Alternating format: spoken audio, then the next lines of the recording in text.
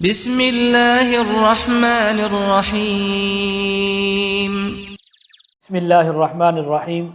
خواب میں روئی کو دیکھنا، خواب میں روئی کو بننا، خواب میں روئی کا کھیت دیکھنا، روئی یعنی کپاس کا کھیت دیکھنا، خواب میں کپاس کو حاصل کرنا، خواب میں کپاس سے گدے اور تکیے بنانا، اسی کے متعلق تمام تعبیریں آج اس ویڈیو میں بیان ہوں گی۔ ویڈیو کو مکمل دیکھنا ہے، ہمارے چینل کو سبسکرائب کرنا ہے۔ حضرت علامہ ابن سیرین رحمہ اللہ تعالیٰ فرماتے ہیں، اگر کوئی انسان خواب میں روئی کو دیکھتا ہے، صاف اور شفاف روئی ہے، کپاس ہے، تو یہ اس بات کی تعبیر ہے کہ اللہ تبارک و تعالیٰ اس کو اسی قدر حلال مال، وسیع رزق عطا فرمائیں گے۔ اور خواب میں روئی کا بنا ہوا بنولا دیکھنا، یہ بھی مال و دولت کی تعبیر ہے کہ اللہ رب العزت اس کو مال و دولت عطا فرمائیں گے، اور ایسا مال اور ایسی دولت اور ایسا حلال رزق ہوگا کہ جو صاحب خواب آسانی کے ساتھ حاصل بھی کرے گا اور اس سے فائدہ بھی اٹھائے گا، اور وہ بغیر رنج، مشقت، محنت اور تکلیف کے اس کو حاصل ہوگا۔ اسی طرح روئی کا کھیت دیکھنا، اگر وہ صاف اور شفاف ہے تو پھر مال و دولت، رزق میں برکت ہونے کی تعبیر ہے۔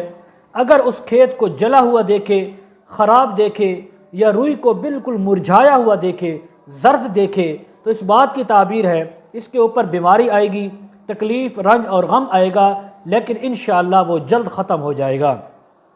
حضرت امام جعفر صادق رحمہ اللہ فرماتے ہیں، خواب میں روئی یعنی کپاس کو دیکھنا، اس کی 3 تعبیریں ہیں۔ نمبر 1 حلال مال کا ملنا، نمبر 2 انسان کو کہیں انجانی جگہ سے نفع اور منافع ملنا، نمبر 3 یعنی کہ انسان کا پردہ دار ہونا۔ خواتین ہیں تو گویا اس بات کی تعبیر ہے کہ وہ پردے کا خیال رکھتی ہیں، اپنی سطر کو چھپاتی ہیں۔ دیکھنے والے مرد ہیں تو اس بات کی تعبیر ہے کہ وہ یعنی دوسروں کی عورتوں کو تاکتے نہیں، ان کو تاڑتے نہیں، اور اپنی جو نظر ہے اس کی حفاظت کرتے ہیں۔ حضرت علامہ ابن سیرین رحمہ اللہ فرماتے ہیں کہ خواب کے اندر روئی کو خراب دیکھنا یا بنولے کو دیکھنا، اس کی ایک تعبیر یہ بھی ہے کہ کسی جھگڑالو شخص کے ساتھ اس کا واسطہ پڑے گا اور اس کو اس کے ساتھ معاملات کرنے پڑیں گے، اور جس کے اندر اس کو پریشانی اٹھانی پڑ سکتی ہے۔ تو یہ تمام تعبیریں ہیں خواب کے اندر کپاس دیکھنے کی۔